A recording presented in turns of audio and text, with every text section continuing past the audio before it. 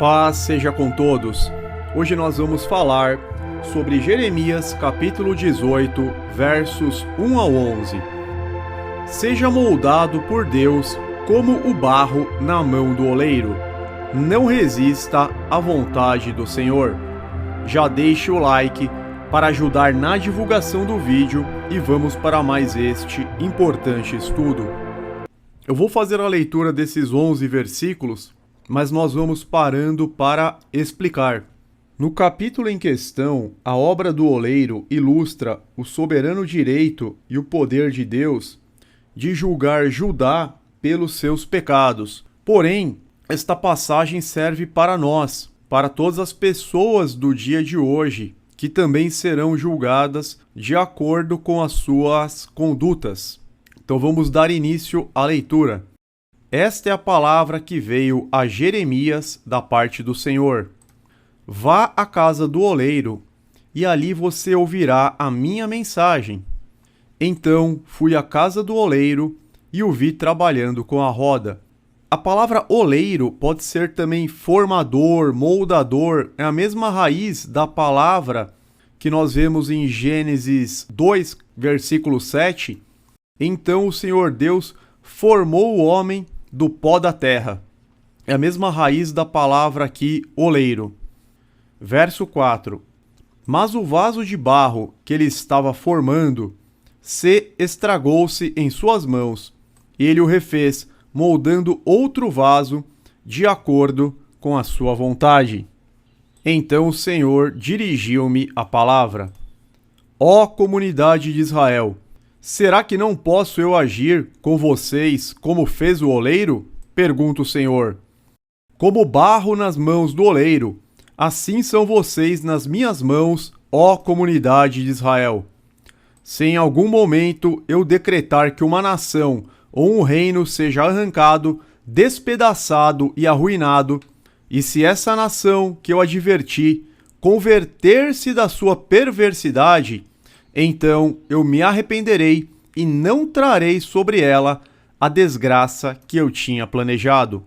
O que Deus está dizendo é o seguinte: se ele decretar uma sentença de juízo contra uma nação, ou seja, que aquela nação ela vai ser punida, ela vai ser castigada. Porém, esta nação, ela se arrepende de seus pecados, ela se desvia dos seus maus caminhos, como aconteceu com Nínive, por exemplo, na época de Jonas. Na época do profeta Jonas, Deus tinha decretado a destruição de Nínive, mas eles se arrependeram, jejuaram, se vestiram de pano de saco, abandonaram os seus pecados, e por isso Deus se arrependeu no sentido de voltar atrás, porque Deus ele não se arrepende. É nesse sentido. Deus ele revogou. Creio que a melhor palavra seja esta. Deus revogou o seu decreto de juízo, de modo que aquela cidade ela foi preservada por ter se convertido da sua perversidade. Verso 9.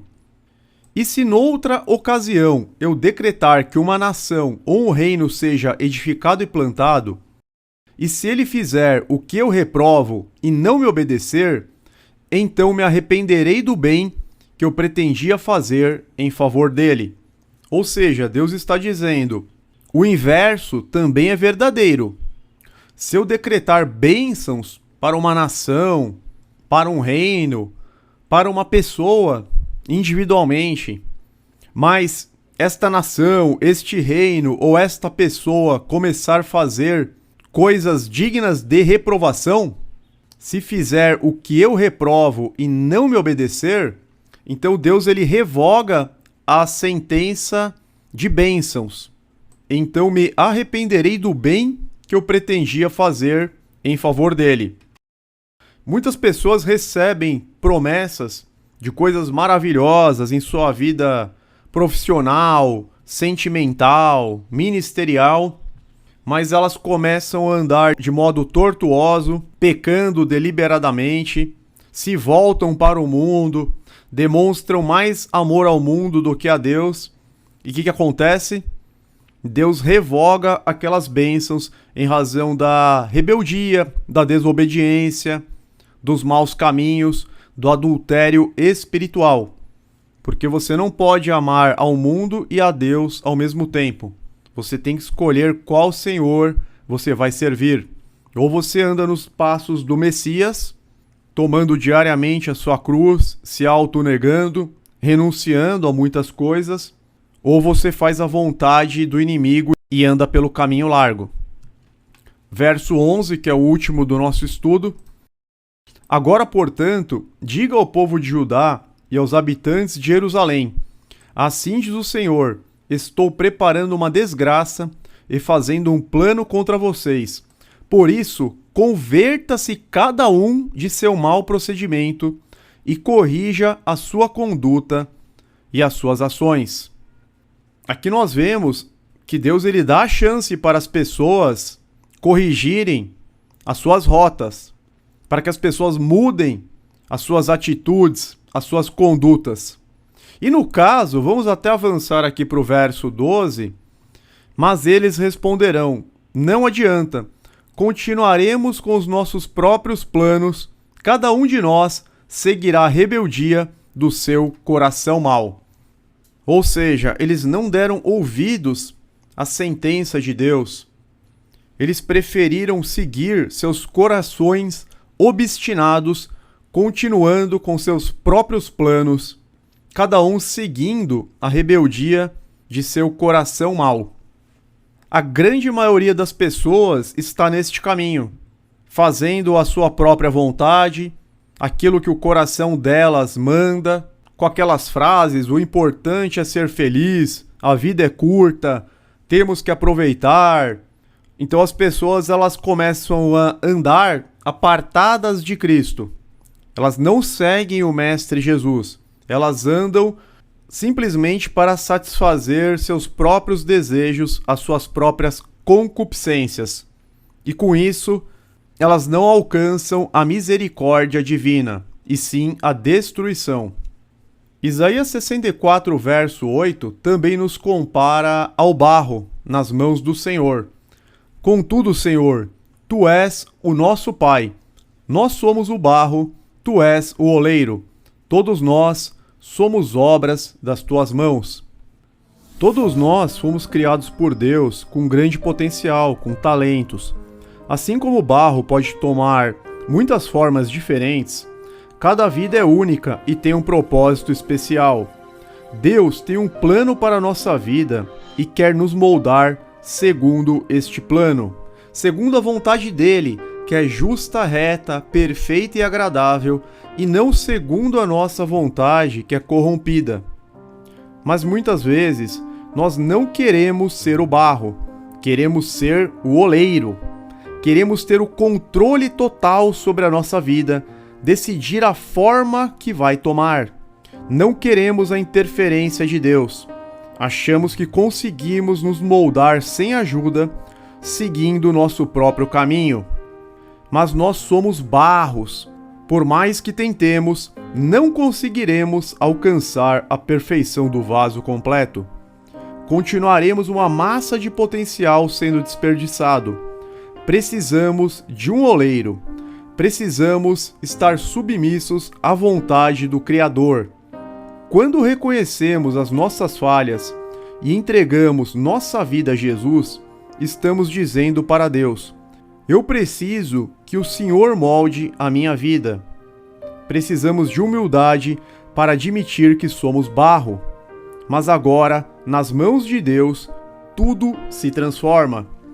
A mudança não acontece toda de um dia para o outro. Quando nos entregamos a Jesus, assumimos um compromisso para a vida toda. E ao longo de nossa vida, Deus vai nos moldando. Nas mãos do oleiro, nossa vida tem futuro e propósito. Quando estamos nas mãos de Deus, temos segurança. Se caímos no pecado esporadicamente e a nossa vida começa a desmoronar, podemos pedir perdão, chegar ao arrependimento e consertar as coisas com Deus.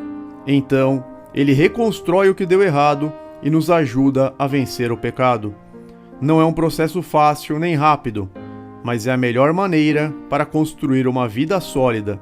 No fim, o vaso completo é cozido pelo oleiro e se torna algo forte e duradouro, da mesma forma quando a nossa vida é moldada por Deus.